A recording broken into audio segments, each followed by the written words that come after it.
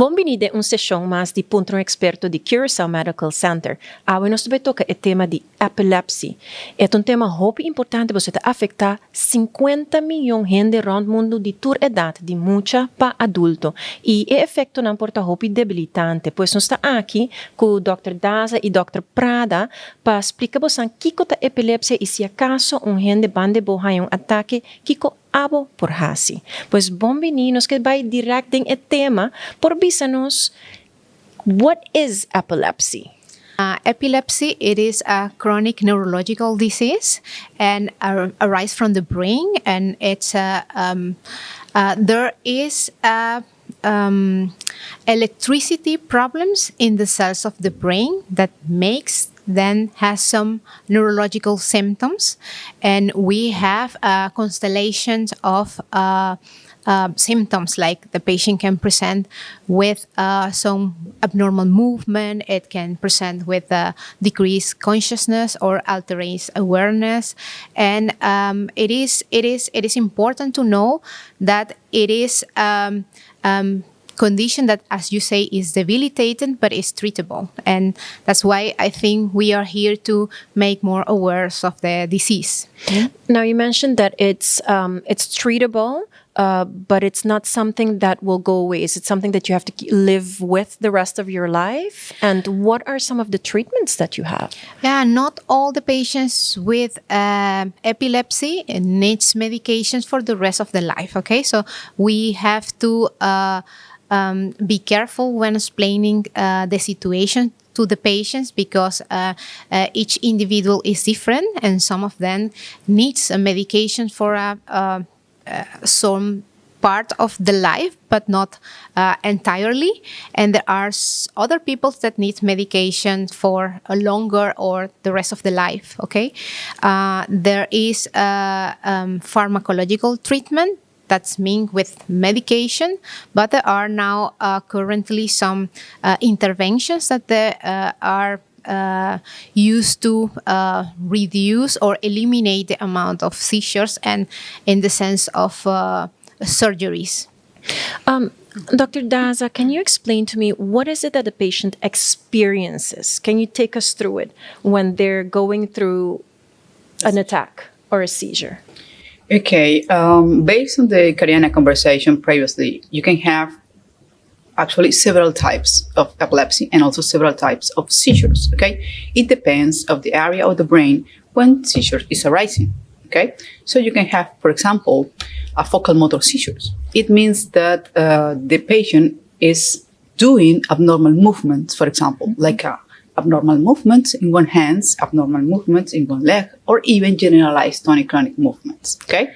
But most of the time, the patient can be aware when the seizure is coming. For example, they can feel strange thoughts, they can feel some pain in the abdomen, like a dizziness sensations, also nauseous, or viramiento de cabeza, okay? Or sometimes they feel this fear sensation or fainting sensation. So in this episodes, we can call it like an aura. Now we call it initial symptoms. And the patient can be aware. And most of the time, they can aware to the family member, okay, I am here and maybe the attack is coming. So it's very important to say that, because we have focal epilepsy and also we have generalized epilepsy. Most of the time in generalized epilepsy, the patient is not able to recognize these initial symptoms, okay? So most of the time they can have this generalized tonic-clonic, the GMP, which is the name that we use here, like un GMP grande or un GMP chiquito, okay? So in this generalized tonic-clonic seizure types, the patient most of the time are not able to recognize if some symptoms is arising. But in this GMP chiquito, the people are able to recognize it, okay? So it's very important for the family members, because actually they know how to act in those cases, because they can see the symptoms in the patient. Most of the time, the mom comes to you and say, yes, doctor, the teacher told me that my daughter was just making her homework, and at some point, just a fixed gaze, like a staring position, okay? Or most of the time, they can have like a staring followed by the eye blinking. So this is los ataques chiquitos, that now we call it like an absence, So yeah, they can recognize it by the patient by itself or even by some family member. And say, for instance, of course, family members recognize this, teachers recognize it, but what if, say you're out and about and a person has a seizure? What do you do as a stranger? Good question. Actually, if you are a witness or a stranger in that case, most of the time you have to know that, please, the first sentence is to keep calm. Okay?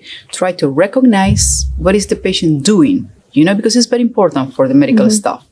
Then you can go with the patient, try to put him in a safety position. Most of the time you can just lie the patient on and put it in one of the sides of the body, just to avoid of this salivation going into the airway, just to avoid any aspiration, Try to avoid to put any object in the mouth of the patient. Please, not a spoon, not a stick, nothing, not even a pen, not even the fingers, okay? Because during those episodes, the patient can have this generalized tonic-clonic movement, they can bite, okay? So it's not safe, not even for the patient, not even for the other. Then you can just relieve the patient, for example, if he has a tight t-shirt, or if there is any other object around the patient that can cause any injury to the patient. And of course, please take the time. I know, and we know that it's a very stressful situation, because when you are seeing a patient which is having a generalized tonic-clonic movement, it's a very stressful situation for everyone, even for us. But you have to be calm and please take the time. Because there is a condition which is called status You mean take the epilepticus. time in between the seizures? Exactly. In between that the seizures start and when the seizures just end. Okay? Because we have two conditions in which called status epilepticus for a focal seizures, and we have a status epilepticus for a generalized tonic-clonic seizures. So we need the time. Okay? If it's more than 5 minutes for a generalized tonic-clonic seizure, or if more than 15 minutes for a focal seizures. In these cases, most of the time, the people around have to call the ambulance, okay? Because it's an emergency, okay? And the patient needs to be taken to the hospital. Pues é importante se você mira gente está ganhando ataque para que dormir plat de banda não hinca nada dentro sua boca tem que você se queda calmo então gente chama ambulância então toma nota de tempo entre as seizures. Agora aqui epilepsia é algo que está afeta que idade e também é algo genético ou é trigger? Esta es una importante pregunta. Oh, sorry, I switched to papia. Okay. Es un poco más confortable. Yes. Sí. Well, let's continue in English. Yes, it is an important question because some people came to our consultation, adults, and they said, "Okay, I'm having epilepsy now, but I never had epilepsy in the past. How is this possible?" Okay, and it's important to know that epilepsy can affect any age. So. As if you have a brain, you are prone to have epilepsy. Okay, but the difference is in the cause of the epilepsy. What is the phenomena that is happening in the brain that is causing the malfunction? For example, we have in children the most common cause are some problems during the fetus age, so like when they are in the uterus or during the delivery, during the partus, if there is any stressor, like asphyxia, for example, or like for example, problems, like with oxygenation or other disease. Other common causes in children include the genetic problems, and there are a lot of testing now for genetic disease that can cause epilepsy. So genetic, so someone in your family also has it, or is it not necessary? It's something that is transmitted from generation. Some epilepsy does, some epileptic syndrome does, but it could be that there is only one member in the family with a genetic problem that produce epilepsy. So it could be like, we call it like a mutation de novo, okay? So, for example, in children's also, something important, like, for example, infections of the central nervous system can lead to an epileptic during that time. We have another groups, for example, young persons, traumas. It's very important. Motorcycle accidents that can lead to a brain trauma and then can cause like a scar in the brain, and that in the future produce some epileptic syndrome. In adults, here in Curaçao, the most common cause is a stroke. Okay, so when a person has a stroke or ischemic or bleeding in the brain, the complications in the chronic phase is an epilepsy. Also in adults, of course, trauma, infections can cause epileptic syndromes. And general, for example, some metabolic situation that can also produce abnormalities in the electricity of the brain and then can lead to epilepsy. Earlier, we were talking about the statistics. It said about 700 people in Curaçao have epilepsy. But based on the patients that you are seeing, you're saying that that amount is a lot higher than is indicated by statistics? Yeah, I think it's a lot higher. We have here a population that is very risk for stroke because of chronic disease like hypertension and diabetes. They are not well regulated, and the consequences is a stroke. And the consequences of a stroke is, or it could be, an epileptic manifestation. Now, say you have it in your genetics or whatever reason during the fetal stage that makes you predisposed to it. Are there triggers that can cause these seizures? And what are some of these triggers? So you meant like a person with epilepsy? Say you have an underlying condition that you are prone to be epileptic, but you don't know it because yet? you have different situations, as Kariana said. I mean, you have patient known with epilepsy and patient which is in epilepsy de novo. So it's at the beginning of the conversation, Kariana was telling you about the definition of epilepsy. But sometimes we can have seizures, you know, just not epilepsy. For example, if you are an elderly people, okay, 60 plus, and you are having problems with the metabolic problems, for example, or even the natrium is too low or the natrium is too high, or the glucose level is too high or too low, you can have a seizures in this moment, okay? And this is just acute symptomatic seizures. It means that you have a trigger which is causing the seizure. But this is not a patient with epilepsy. This is just a patient who has seizure because of, okay? But the other case is you have a patient with epilepsy. And in this patient with epilepsy, we have different triggers.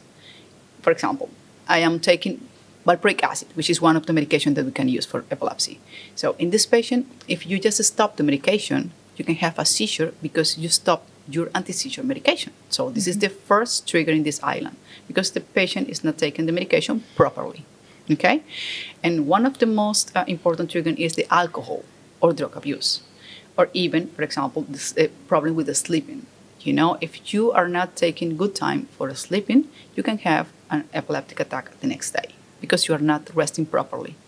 And also you can have drug interactions in patients which are already on treatment with anti-seizure medication. So we can have drugs interactions.